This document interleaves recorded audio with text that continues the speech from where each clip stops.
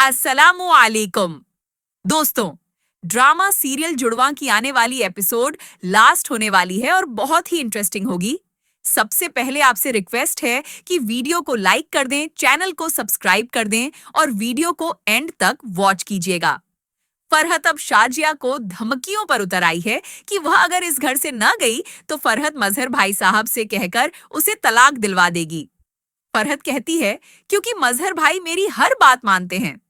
मजहर शाजिया और फरहत के पीछे आ जाता है तो शाजिया फरहत से कहती है कि लो आ गए तुम्हारे भाई मजहर, अब बोलो उन्हें कि मुझे तलाक दें।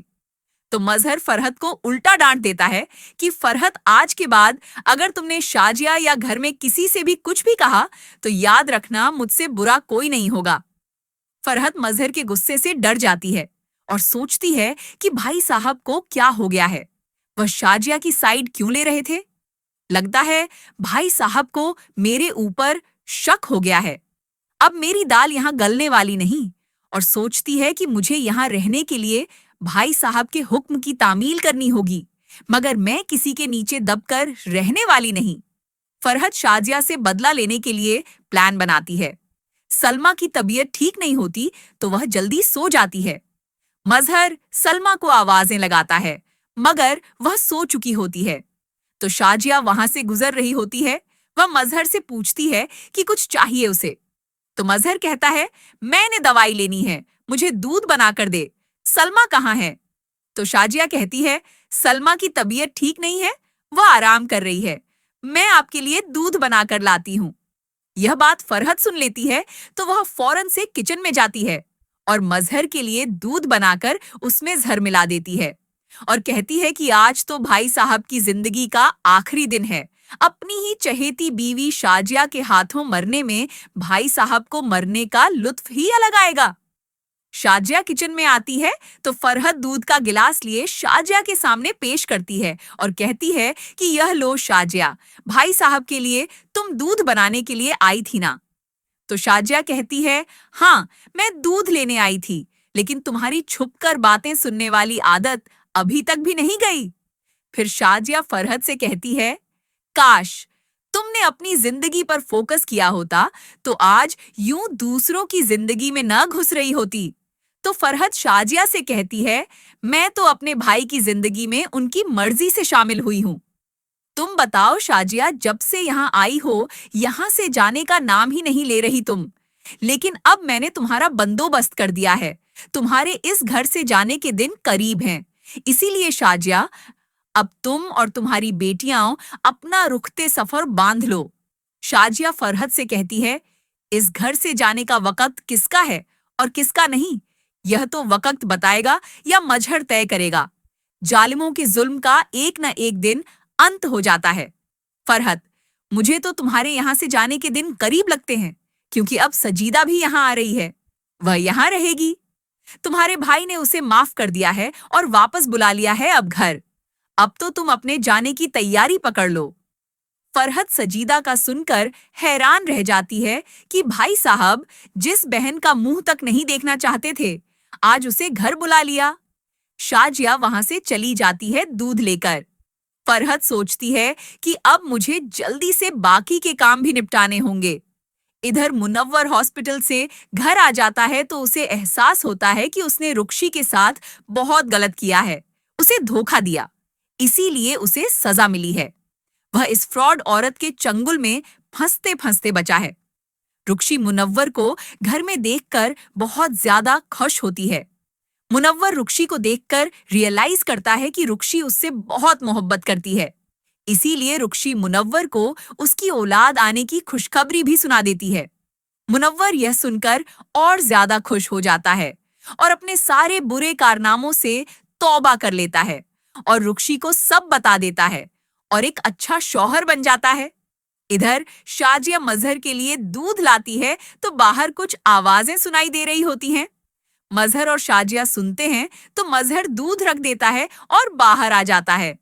तो उसकी बहन सजीदा, जो कि वापस आ चुकी होती है, मजहर सजीदा को देखकर बहुत ज्यादा खुश हो जाता है। सबको बुलाता है कि सारे घर वाले इकट्ठे हो जाते हैं, खुशी का समा होता है। बातों ही बातों में मजहर भूल जाता है कि उसने दवाई भी लेनी है, तो मजहर को शाजिया उसकी दवाइयां याद दिलाती है। तो मजहर शाजिया से कहता है, दवाइयां और दूध यहाँ ला दो। मैं अपनी बहन के साथ बैठना चाहता हूँ। मैं उससे ढेर सारी बातें करना चाहता हूँ। शाजिया जब कमरे में जाती है तो दूध का गिलास नीचे गिरा होता है और पास में बिल्ली भी मरी पड़ी होती है। शाजिया डर जाती है, कमरे से भाग कर आती है और मजहर को बुलाती है। सब हैरान होते हैं कि शाजिया को क्या हो गया है, तो मजहर शाजिया से पूछता है कि क्या हुआ शाजिया, क्या देख लिया तुमने? तो शाजिया मजहर से कहती है, मेरे साथ चलें। तो मजहर समेत सब मजहर के एक रूम में जाकर फर्श पर दूध और बिल्ली को देखते हैं। यह मंजर देखकर मजहर शाजिया से पूछता है कि दूध में क्या था शाजिया? तो शाजिया कहती है, मुझे नहीं पता दूध में क्या था। मुझे वह दूध फरहत ने आपको देने के लिए दिया था। मैं नहीं जानती उसमें फरहत ने क्या मिलाया था। तो सजीदा देखकर कहती है, भाई साहब, बिल्ली दूध पीकर मर गई है। साफ साफ जाहिर है कि उस दूध में जहर मिलाया गया है। फिर शाजिया डर जाती है कि मजहर उसे गलत समझ रहा होगा। शाजिया मजहर से कहती है, मैंने ऐसा कुछ नहीं किया, मेरा यकीन करें। मजहर कहता है, मैं जानता हूं ये किसका काम है। फरहत सोचती है कि अब जाकर देखती हूं, काफी देर हो चुकी है। अब तक तो भाईजान अल्लाह को प्यारे हो ही चुके होंगे। सुबह अपनी नई जिंदगी का आगाज करूंगी। रात में ही शाजिया पर इल्जाम लगाकर उसे जेल में डाल दूंगी और उसकी बेटियों को घर से निकाल बाहर करूंगी। फरहत जब मजहर के पोर्शन में आती है तो सभी मजहर के रूम में जमा होते हैं। फरहत सबको देखकर चौंक जाती है। सजीदा को सामने देखकर फरहत और ज्यादा शॉक्ड हो जाती है। मजहर फरहत से कहता है, आओ फरहत आओ, ये देखने आई हो कि मैं जिंदा हूं या मर गया। तो फरहत बौखला जाती है। मजहर फरहत के हाथ से पकड़कर उसे घसीटकर कमरे के अंदर ले आता है और कहता है, देखो तुम्हारे जहरीले दूध का नतीजा। फरहत नीचे पड़ा हुआ दूध और मरी हुई बिल्ली को देखकर घबरा जाती है, लेकिन फरहत को यह यकीन होता है कि भाई साहब उस पर एतबार करेंगे। इसीलिए वह पलटी मारते हुए शाजिया पर गलत इल्जाम लगा देती है कि भाई साहब, यह दूध तो शाजिया ने आपके लिए बनाया था, तो आप मुझे क्यों कसूरवार ठहरा रहे हैं? तो मजहर फरहत को कसकर एक थप्पड़ रसीद देता है और उसे रात के पहर घर से निकाल देता है और उसे कहता है कि मैं सब जानकर अनजान बना रहा फरहत, इसीलिए कि तुम बेघर ना हो जाओ, लेकिन तुमने तो आज हद ही पार कर दी। तुम इतना गिर जाओगी मैंने सोचा ना था। तुम मेरी बीवियों और बेटियों के साथ नफरत में बहुत आगे निकल गई हो। उनको दोबारा मुझसे दूर करने का सोच लिया तुमने। इससे पहले कि मैं तुम्हें पुलिस के हवाले कर दूं, यहाँ से चली जाओ। अब तुम्हारी इस घर में कोई जगह नहीं है। तुमने अपनी बेटी रुक्शी की जिंदगी भी बर्बाद करना चाही थी। यह तो उस बच्ची को अकद ला गई। उसने अपने घर को टूटने से बचा लिया। अरे तुम तो माँ कहलाने के भी लायक नहीं हो। तुम्हारे बच्चे तुम्हारे साथ रहने से भी अब ऊब चुके हैं। वह तुम जैसी माँ से दूर रहना चाहते हैं। नाजी अपने बाप के पास जा रही है। पता है क्यों? क्योंकि वह तुम जैसी नहीं बनना चाहती।